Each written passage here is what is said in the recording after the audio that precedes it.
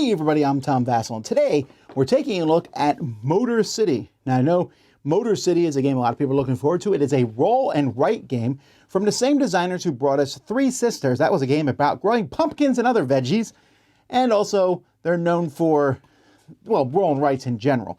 A lot of people like them for their fishing game, but this is the newest one. It's about building cars. Now I'm not sold on this cover, but also, like I said, it's a roll and write game. You're going to get two big sheets of paper with tons of information on all of them.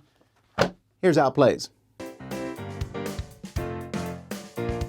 In this game, players are trying to get the most points, and you're going to do that each round of the game. You're going to get points based on how high your speedometer goes.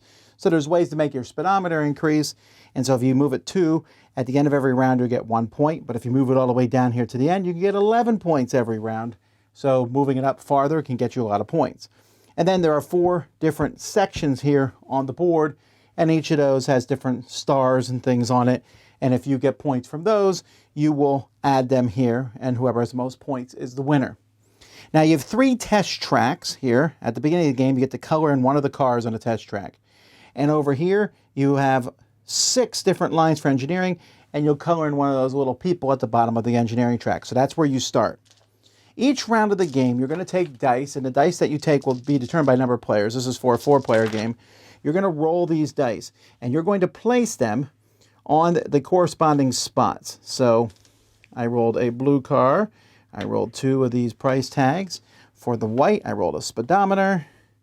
I rolled engineering. And there you go. Those are the dice that are there. And then whoever is first player is going to draft a die, and each person is going to draft a die. And once everyone has drafted 2 dice, the die that's left over, everyone's going to get to use. When everyone's done using a die, you'll roll this red die, and everybody is going to place a marker on their thing here where they cannot place a die on the next turn. So that will happen after 8 rounds. You score the points. So what does it mean to take the dice that are here? When a player takes a die, the first thing happens, if there's something on the board underneath it, you get that action. So like, for example, if there was a white money die here, you would, or the car dealership die, you would get 3 money. No matter what else, you get that first. Then you're going to use the die. And you'll notice the speedometer doesn't have a bonus there, but that's because it moves up the speedometer. And again, that's going to give you points every round. So you'll do that.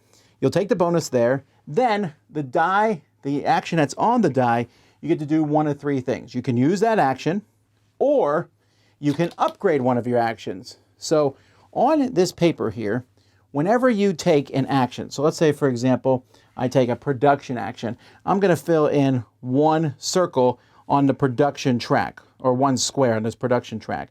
But if I upgrade production, it will be 2, and I can upgrade it twice. Each time I upgrade it, though, it's going to cost me money to do so. But when I upgrade them, every time I take production, it's going to get me more.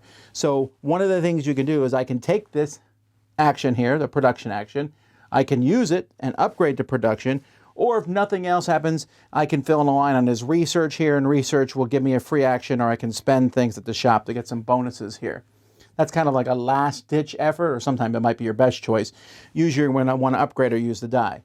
Then, after you've done that, you're going to put the die in one of these spots here and take that action. So I could do production, or I could do production sales. Now, after the first turn, there's a good chance, unless you roll the blank side here, or this hilarious re-roll. I think it's hilarious that there's a 6-sided die, but one of the sides doesn't count. Anyhow, you put this here, and then next turn you can't take the sales action. If you take a sales die, you get the sales action, but you can't place it there. You have to place it in one of the other 3 spots. So you're getting a lot of actions whenever you take a die. You're getting the bonus on the board. You're getting the thing that's on the die, and wherever you place it, you get that also. Now, for purposes of this review, I'm not going to go too much into what all the actions do, but I'll kind of briefly, I already mentioned the speedometer just gives you points every turn. The test tracks let you drive around, and you'll drive around clockwise, and each space you drive gives you all sorts of bonuses. Sometimes you have to make a choice on which way to go, but there's just all sorts of bonuses as you drive. You're going to start with 1 car on one of these. You pick the test drive you start at, and other tracks will give you, or you're going to see up here, You can spend money 8 to buy another car and start on another one if you want to.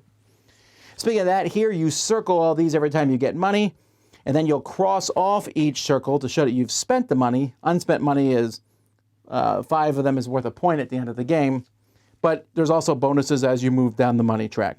So car dealership gives you money. This gives you bonuses as you drive down the track. On this sheet, engineering, as you move up, you get all sorts of bonuses. Sometimes they give you upgrades over here for free. On production, you're going to move all around here in different ways.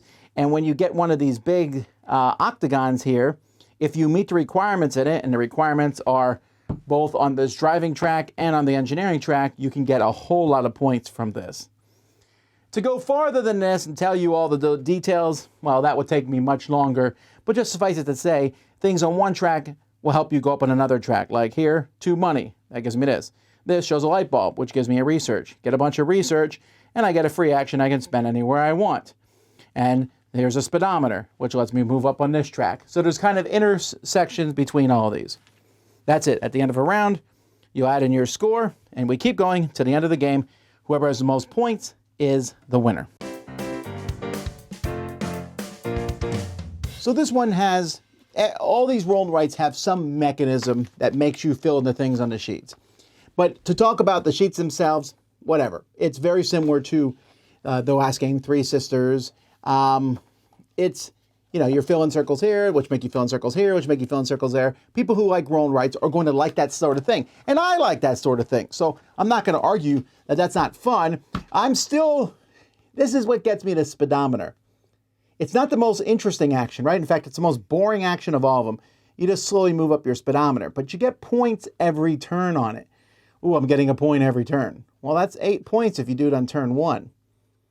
And that's 8. Then I have to sit there and go, well, Joey just moved it up. Maybe I should too. I don't know. Then if you move it up to the 2, now you're getting 2 points every turn. If you get that on, let's say, turn 2, now you got 8 points plus another 7. It's 15 points. You can get a lot of points from that. Now, if you work in a speedometer, you're ignoring some of this other stuff. This other stuff is more complicated. So it's the easiest thing to do, but that's why they also made it no bonus actions. So that would be one of my only complaints about the game, honestly. I love this dice drafting mechanism. This is the main thing. This you're pulling off here. But the speedometer is a great action, but it's also not interesting. The other ones are more fun, so I tend to pick those even if the speedometer might be the better choice because, hey, I'm getting $3 and I get to take a money action and I get to do one other action on the boards. So I get to do lots of things. And once the game gets going, you're like, I'll move these 3 over here, which lets me do this over here, which lets me go over here. That's fun. The speedometer doesn't let you do that. The speedometer, you're like, I'm going faster, which again is points. So it's good. The strategy purposes, I just think it's a little less exciting than the rest. But other than that, everything makes sense. I will say in the production section here, the requirements for these, it takes a bit to figure out where they are. There is a whole section here in the book that tells you what all the different symbols mean. I wouldn't have minded if that was a little easier for people to figure out. We had to ask some questions about sometimes mostly the engineering and production hubs, what they meant. Other than that, it's kind of simple.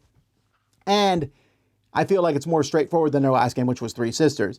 I think people might argue that there's fewer options in this one. There's not like a bunch of upgrades. The last one had a bunch of technology upgrades. This one does not. But moving along these different tracks, moving along this track, then going wherever you want in this one down here, that's pretty fun. And then the dice drafting mechanism, you are sitting there going, please don't take that die. I really want that die. That's the only car salesman die out there, and I really need some money. The one action being canceled each round, or maybe not, because there's a blank side to it. That's an okay mechanism. I guess they're doing that so every game's different. You can't necessarily know for sure you're going to have an action, and it might make some of the dice out there more valuable to grab. The whole thing works together well. I'm giving this one an 8. I think it's fun. It's interesting. There's a lot going on in this. I've seen that the Three Sisters game continually gets more and more buzz. So I feel like this one's going to follow suit in that regard.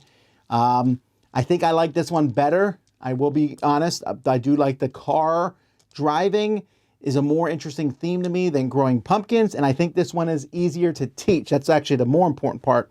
Growing pumpkins is fine. but this one makes a little more sense. And yeah, the dice drafting mechanism, I think, is my favorite part of it. So other than that, it's, you know, kind of a Ganshan Clever. I write stuff here, I write stuff over here. Ganshan Clever is a very popular roll and write game, and this one does a lot of the same. But it's solid, it's good, and it's definitely one that if you said, let's play it, I'd be like, yeah, that sounds like a lot of fun. Folks, that is Motor City.